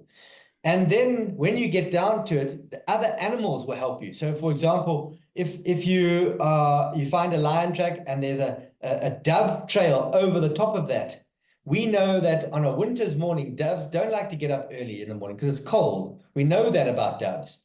But now you've got a dove trail on top of a lion. That means that that dove was probably moving the evening before when it was still warmer, meaning that that lion is probably even earlier than that. So that lion did not walk during the night. It walked the previous afternoon, most likely, or even earlier. So a dove, just one dove footprint on top of a lion can tell you. A scorpion. Scorpions move around a lot at night. Scorpions, and they move quite late. A scorpion over the top of or underneath the lion can also give you information about how fresh it is. The scorpion becomes like a timestamp. So other animals' activity, depending on what that animal is, and you have to have knowledge of those animals' tracks. So you have to be able to identify a scorpion track and differentiate between a scorpion and a beetle, for example, which is sometimes not so easy, especially if the tracks are not clear. But the best trackers are able to make those interpretations, and then they know the behavior and they know their time of activity, and all of that plays into, that's all information that comes to a final analysis of how old is this track. And sometimes, Robin, sometimes we don't know.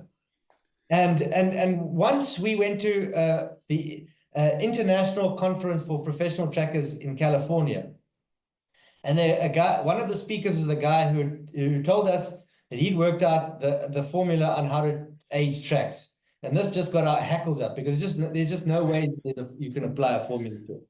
It's just too many variables. You can have a lion that walks 3 minutes later, a little dust devil wind could blow and prematurely age that. And literally 10 meters down the road, that lion track could look different again.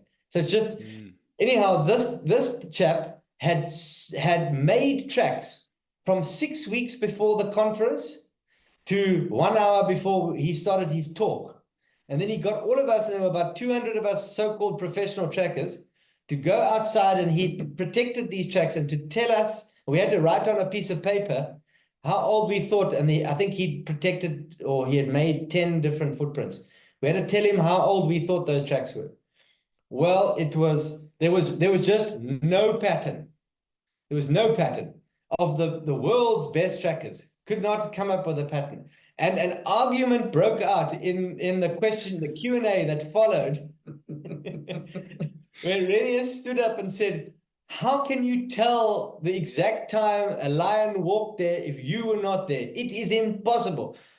And that's the truth of the matter. There's no absolute science to it, but there are factors you can use to give you a bit of a guiding sense of the timing. Yeah.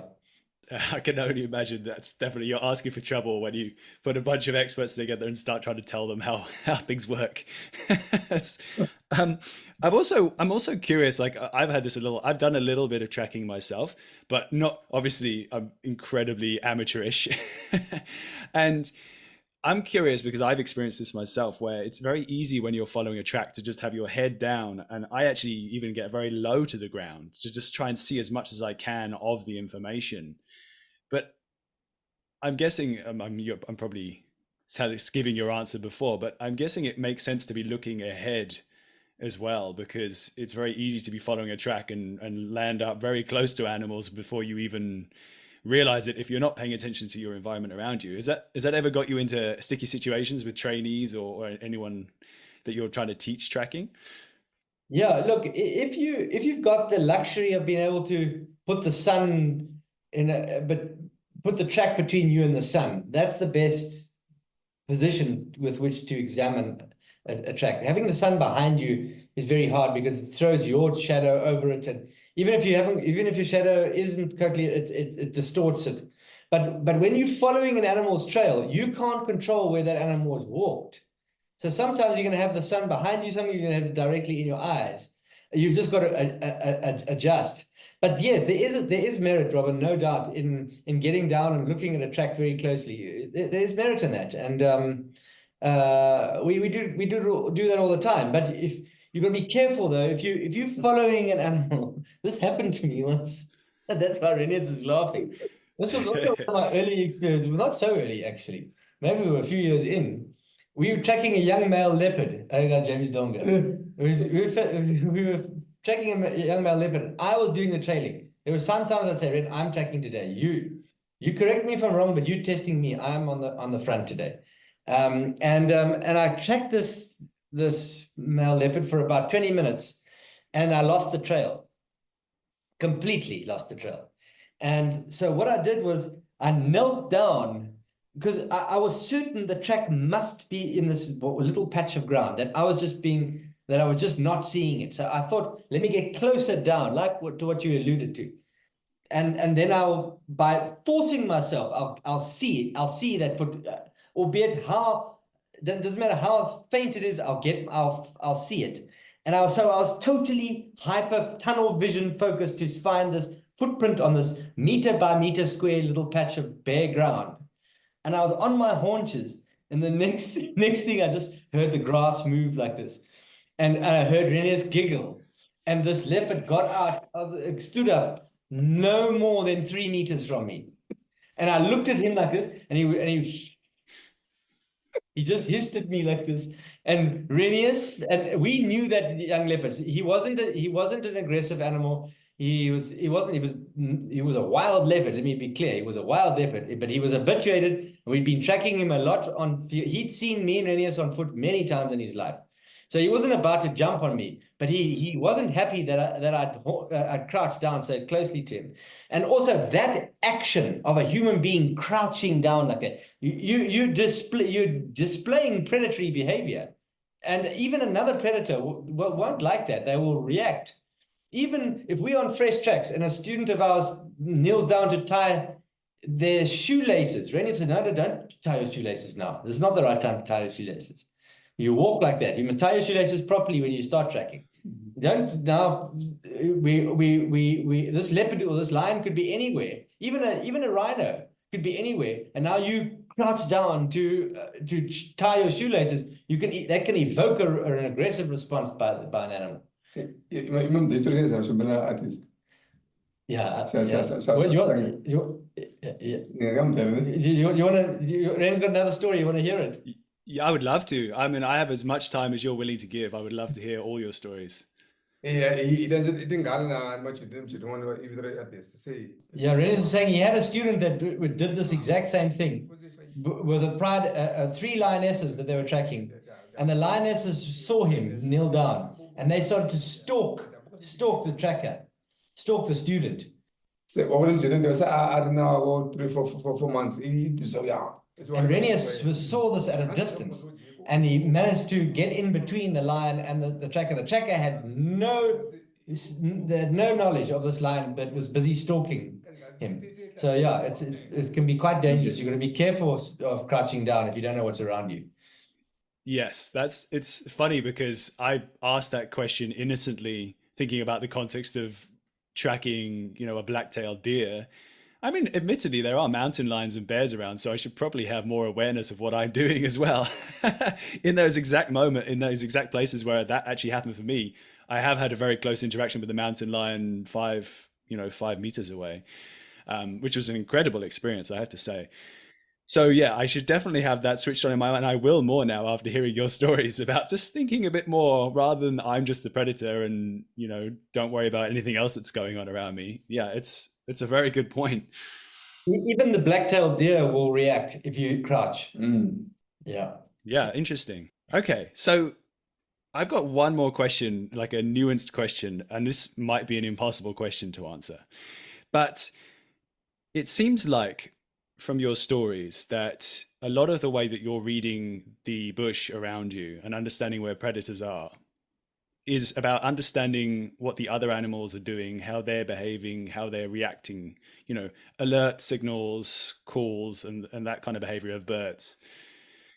But if you're trying to track an animal, what's stopping other animals from giving away their own signals about your movements? Is there a way to mitigate that issue? Or, are other, like leopards, for instance, not worried about other birds giving alarm calls because they hear them all the time? Do you understand what I mean? If you're trying to track an animal and then other animals are giving you away, how do you have an effect on that, if there is one? Or how maybe you just have to be more aware and responsive to it? So leopards are very sensitive to that very thing, actually.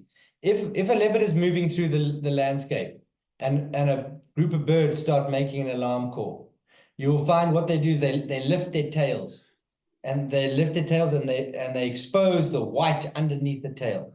You'll see a lot of pictures of leopards walking like that, and that's why they've done that, because what they're trying to signify that they've heard the birds alarming at them. They know that those birds are going to give off their position to a potential prey, and so they lift their tails to, almost as a white flag to say, "I'm not hunting you. Just keep quiet. Just keep quiet. Don't worry about me." They do it every time. The moment birds, especially birds, monkeys, not as much, but birds, for some reason, with birds, if the birds start to shout at a leopard, they'll lift their tails. When it comes to humans walking through the landscape, animals like impala and some antelope may alarm. They may alarm, but if you're just walking through the landscape, they will mostly just stop and stare at you. But if you started to display predatory behavior, you start to skulk around and go behind a tree, and maybe even if you were going to try and shoot one and you had a gun, they're so sharp. Animals are reading, but they are masters of body language reading, masters. And so even if I've seen like hunters try and be natural. But you can see their shoulders are up like this. Their body, they walk with a stiff body. They think that the animal can't see that. That's just a joke. Animals see that in a long way away. And then they will alarm. But if you're just walking through you're doing a walk through nature, you might get the odd bird might alarm, like a francolin. If you disturb a francolin, it suddenly flies up. And other animals would have heard that. But they're not necessarily going to move away. They would have just noted it. And they might be 10% more alert by the time you stumble upon them, because they've already had the email that there's something moving through the landscape here that warranted an alarm call. So I don't know if that answered your question. No, it does. It absolutely does. And I guess, so if you're doing that, say you're following a track and you feel like you're pretty close to a leopard, but you don't want to disturb what's going on there, when there's a bird starts making an alarm call, is that a moment that you've like, okay, let's just wait for a minute and let this bird calm down or move away or something like that? Or you just would carry on? I mean, I guess it's different for different contexts. It's so the big predators are not going to necessarily run from you. They might hide, but leopards might hide. But no, if something alarms at us, we keep going. If anything, we may speed up because we want to try and close the gap before it, if it is going to react, that it will. But mostly there's not a material effect by animals alarming at trackers on the ability for the trackers to find the animals they're tracking.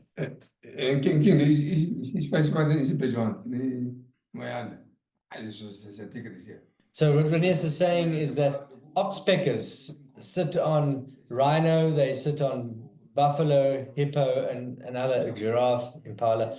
But especially on rhino, when we track rhino a lot in our training of our tracker students at Tracker Academy, and they will often spot you, the tracker, the oxpecker bird sitting on the back of the rhino, feeding on the ticks, will spot the tracker before the rhino notices the tracker, and then they fly up an alarm, and that causes the rhino to become hyper alert and will like dance around and look and try and so that can be problematic. Yeah. Interesting. It's like a symbiotic relationship that benefits both parties very much. Interesting. So thank you for patiently answering all my very detailed questions about the nuances of tracking there. You mentioned the Tracker Academy. I'd love if we could just quickly, if you could give me a little bit more information about the Tracker Academy and that whole side of things, if that's okay. So Tracker, in 2009, Renias and I resigned from our jobs at Londolozi. We went into the chilly wind of unemployment with a dream to create a school that would effectively create the next generation of expert and master trackers. And so we left Londolozi and we traveled around the world with the idea of raising money to fund a school. And we traveled around the United States. We came all over, and after a year of hard fundraising and hard burning of a lot of leather, we did not come. We returned home in November of that year without $1 to show for our efforts. And on the beach in Plettenberg Bay in the South Cape Coast, I get to meet the Rupert family. They're a very well-known entrepreneurial family who own brands such as Cartier and Richemont and so on. And Gaynor Rupert, we met Gaynor Rupert through her daughter, and long story short, she helped us fund and found Tracker Academy. And in 2010, we opened our doors and we received our first 8 students representing almost every state or province in this country. And we put them through a 1-year full-time, very intensive tracker training program. We were the first school of its kind in the world. And because tracking was not recognized as a legitimate vocation or a job, we spent a long time lobbying government and our Department of Education. And ultimately, we've become accredited now. So we are formally accredited tracker training school. And we've, in the last 15 years, trained 266 trackers, all of whom are unemployed, many without hope, all living in villages around big wildlife areas. And what we're very proud of is that well over 90% of those are now in permanent conservation jobs as professional trackers working in anti-poaching units and working at places like Londolozi, taking people out and so on. That's amazing. You mentioned the anti-poaching aspect as well. Could you tell me a little bit about the Rhino Guardians? Yeah, so Rhino Guardians is a division of Tracker Academy. We opened 2 or 3 years ago, where we are specifically training trackers in man tracking to be able to operate in anti-poaching units as specialist tracker as a specialist tracker function within the 4-man anti-poaching unit. We train the tracker in that unit. They're all meant to have tracking skills and meant to have good bushcraft, but it's like a software company that has the specialist of a coder. The software company is not full of coders. It's got a small department of highly specialized guys and girls that do that. And so we target and we train the trackers in these anti-poaching units to make them more effective. We started that 3 years ago, and so far 100% of our Rhino Guardians tracker graduates are in jobs. They get offered jobs now before they even finish the course with us. And in every single concession, we have deployed a Rhino Guardian tracker. We are finding that they are having a material impact on the incursions and the efficiency with which they're able to track and apprehend suspects. It's incredible. Have you? I'm sure you must have heard some feedback and information from these units that are out there in the concessions. Are there any stories of close calls or interactions that kind of spring to your mind from the work that these teams are doing?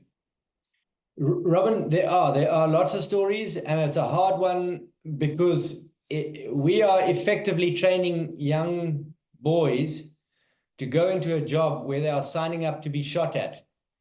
And we've got to be very careful about that, and we've got to be very clear about what we're training for. And so that's why we're looking at funds to make sure they've got adequate medical aid, adequate counseling when they get into incursions into hot situations with poachers. These guys that are coming in to kill rhinos and elephants, they're no fools. They know the bush in many ways better. They are fit, they're fast, they're highly motivated, they can track, they cover ground very fast, they're clever in their anti-tracking techniques. And so our guys have to match that.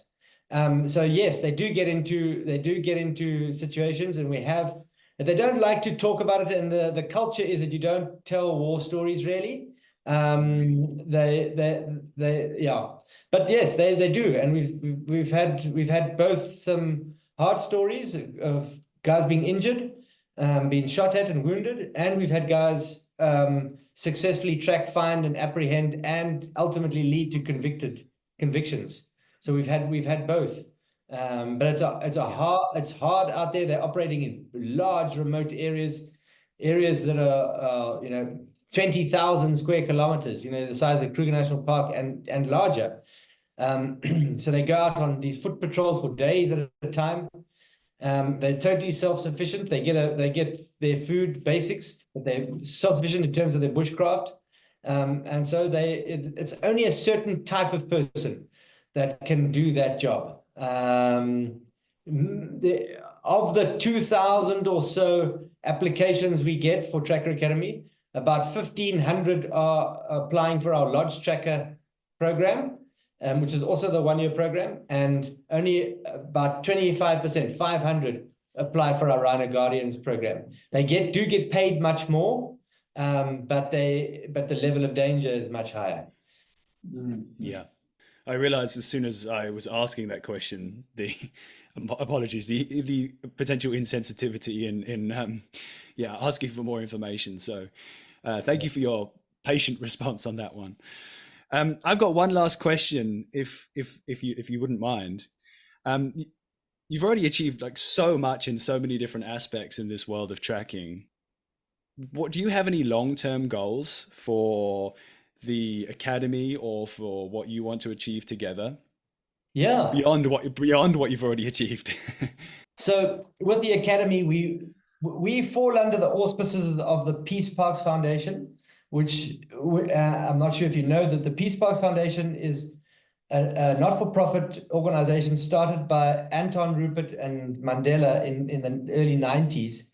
And what it does is it negotiates and facilitates the expansion of wildlife areas across international boundaries. So Kruger's expansion into Mozambique is a signature and one of their first projects. And now there are many, many others in Southern and Eastern Africa, and indeed around the world.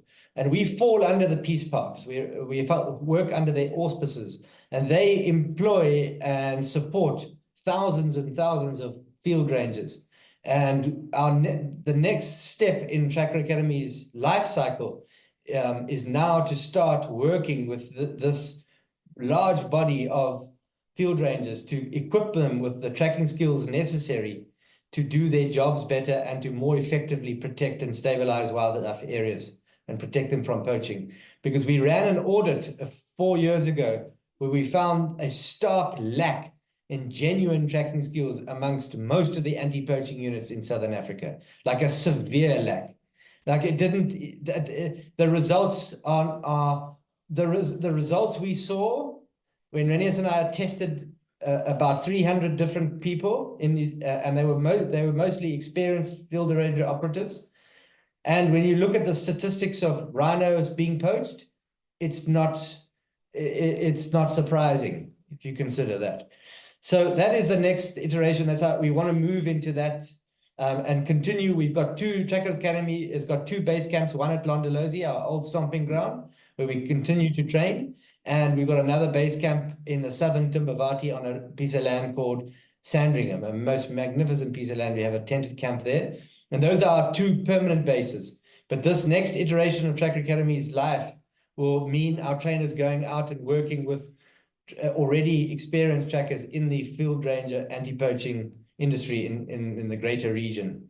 So that's Tracker Academy. And then on our own personal side, Ren and I have always had a dream to get our own place, to have our own game reserve, our own lodge, if you like. And that is a project we've been working on for many, many years. And it came to light in November last year. It finally materialized. And we opened Kruger Untamed. And we've got 2 camps in Kruger National Park. 2, they're both seasonal camps. We're partners in the business. We helped found it. And it is 2 seasonal, one camp near Chokwan in the southern area of the park. The second camp, Satara Plains, up in the central region of the Kruger. And both camps operate from the 1st of May through to the end of September during the cool winter months, the best months of the year to go on foot and to track. So That's so if anybody listening wants to come visit us, you can go onto Kruger Untamed or contact us directly, and we can set up to take you tracking in our new place. That's amazing. Congratulations. It's such amazing news to hear. It's wonderful. Sorry to interrupt you, Robin, but it's a story of restoration, because Renias started out as a hunter-gatherer on the herding cattle on the dusty plains of Chipoku, and he returns no more than 20 kilometers away as a legitimate owner in a thriving preeminent safari business. And it's representative of transformation in our country. That's such a great story. That's just fantastic news. Thank you again, Alex and Renias, for all of your time, all of your stories, and your patience answering all of my questions. I had an absolutely amazing time. Absolutely fantastic stuff. I was just wondering if we just have 5 minutes to wrap up. I mean, you've already mentioned one place where people can find you, but is there anywhere else that people can follow you or find you? I know that you do some work in the corporate side of things as well. If people want to look you up in that aspect, if there's any information that you'd like to share now is the perfect moment to do it. Yeah, thank you, Robin. Yeah, we have a website, www.alexandren.com. I'm on Instagram, Alex_Van den Heever, and then Facebook, Alex and Renias. So those are the 3 platforms we're on. If you go onto our website, you can sign up for our newsletter. We don't send out too many, 2 or 3 a year, but it tells what we're doing and if there's anything new that's going on. The Tracker Academy is trackeracademy.co.za, and that's got its own website. You can contact us through there as well, the contact form, and there's regular information on what we're doing on that website. Tracker Academy Facebook page and Instagram page are also pretty active, and it's got a healthy following, and that is regularly updated. So yeah, that's how anyone who's interested can be in touch. Thank you. Appreciate the offer to tell us.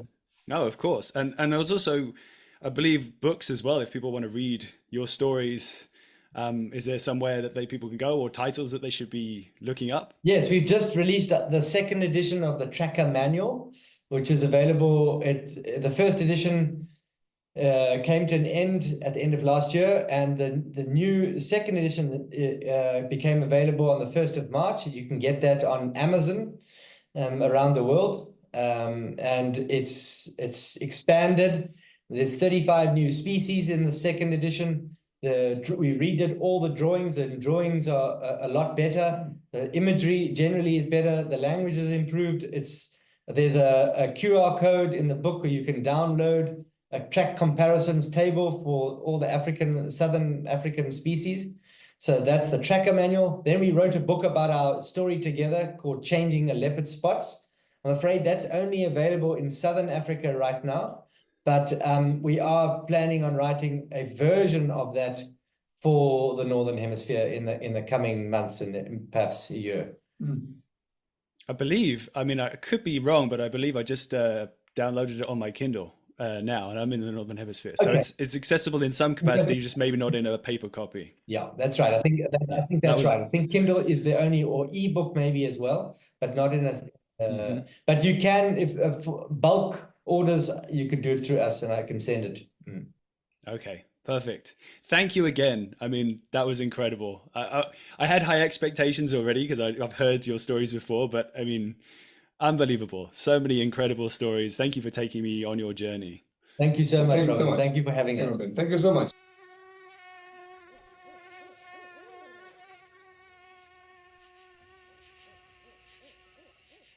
Right, that wraps up another episode. A big thank you again to Alex and Renias for all the amazing stories and sharing the nuggets of wisdom around the skills that you have.